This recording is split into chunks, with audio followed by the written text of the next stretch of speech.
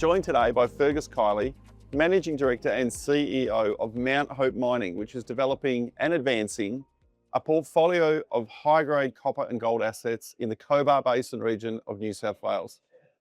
Thanks for your time. No worries, Dave. Pleasure to be here. The Cobar Basin has produced significant copper operations. What gives you hope that gold is in this region?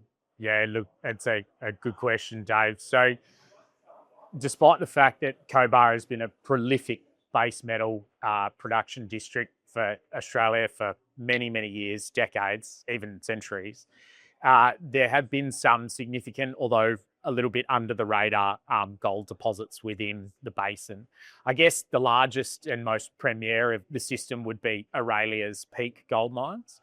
Now, the Peak gold mines, true to their origin being from Cobar, are a precious metal system that has a reasonable amount of base metal byproduct credits, but the Peak and Perseverance mines, new Occidental, gold dominant precious metal systems with a small amount of copper and lead and zinc. So over their time since CRA discovered the Peak, sorry, they didn't discover it, but after putting it back into production in the 80s, it's run effectively as a continuous operation, producing in excess of 6 million ounces of gold equivalent. And of that 6 million ounce gold equivalent, 3 million plus of those ounces have been gold precious metal ounces. So there is a strong track record for these rocks hosting gold within them. When you sort of step down from the next level from that and you look at some of the other deposits, the Hera deposit, again, put into production by Aurelia Metals, was a high-grade gold deposit with lead, zinc, silver lodes. And even the Federation discovery that is now into production again by Aurelia is a high-grade lead, zinc, silver deposit, but with some pretty high-grade gold. So there is a track record of precious metals throughout the basin.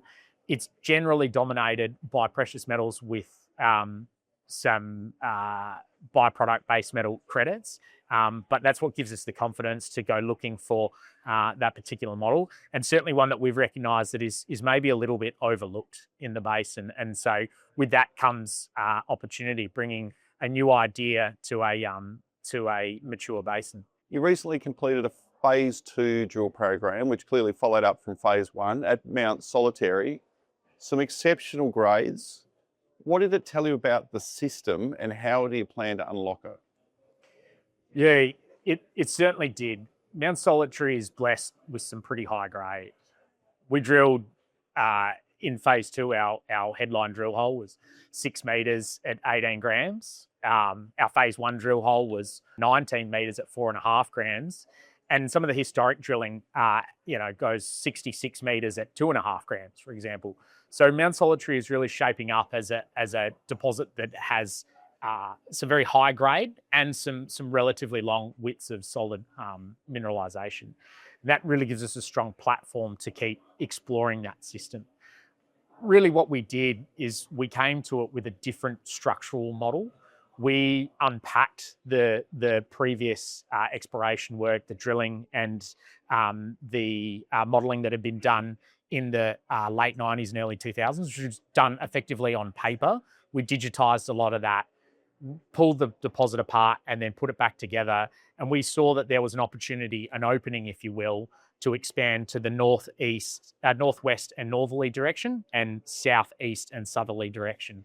And so we've really been able to see it in 3D, could see that there was a hole in the drilling in that area, and we've chased it along in those directions, which has obviously yielded exceptional results. And so that's what we continue to do. We continue to reiterate our structural model, let the science and the geology tell us what to do, and just continue to advance where we continue to see success.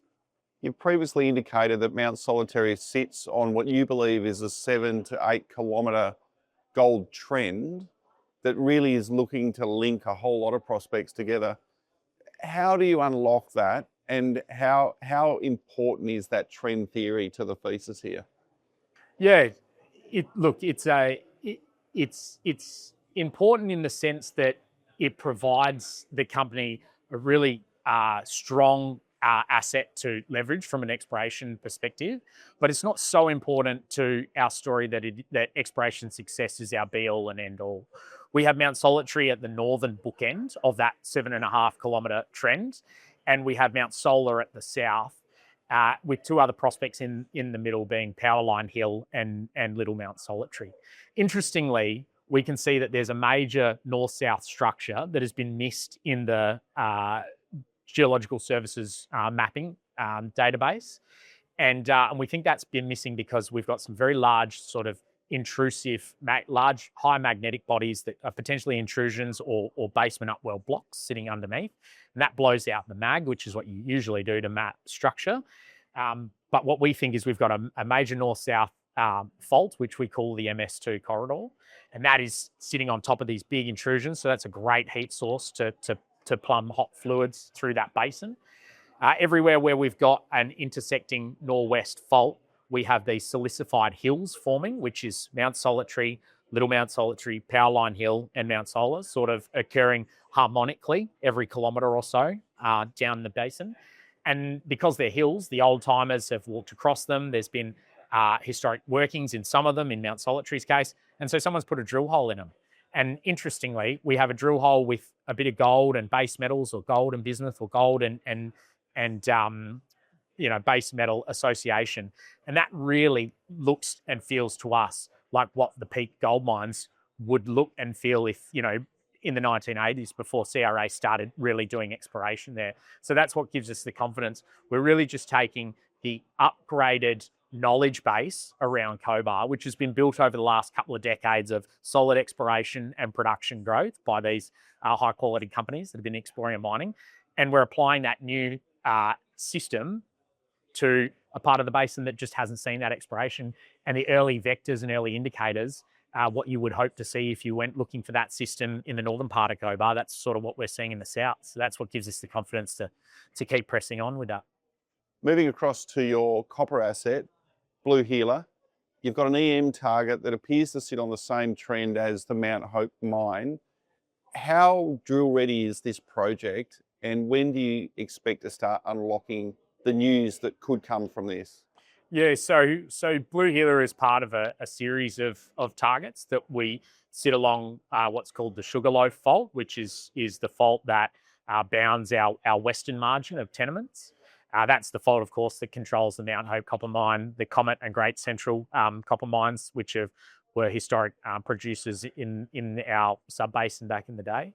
And so Blue Healer, fence line, even down towards Main Road East and across to Mount Solar, we've got undrilled, untested EM features that form part of our polymetallic portfolio. And so as part of advancing these things diligently, we've completed various soil programs or mapping programs on top of these targets, just to really confirm, to build that matrix of support for exploring them. So we continue to advance these alongside the gold exploration that we've been doing at Mount Solitary, because these are all within a couple of kilometres of one another. And so having a drill rig out to drill at Mount Solitary, we can easily then come and drill a Blue Healer or a fence line. We drilled a couple of holes into Blue Healer late last year. We hit the volcanic sediment contact, which is what you're looking for a VMS-hosted system. We can see up the road at Wagga Tank, Southern Nights, that the Peel guys have had that deposit forms on that volcanic sediment margin. And so now that we've tracked where that is, we can look for the continuations, and then along with our geophysical targets, to continue to build that portfolio of exploration targeting and look for future success in that polymetallic sort of Cobar style target. High grade gold and copper in a proven New South Wales basin, drilling imminent, strong news flow to come. Fergus, exciting times ahead for the company. Thanks for your time. Thanks very much, Dave. Really appreciate it.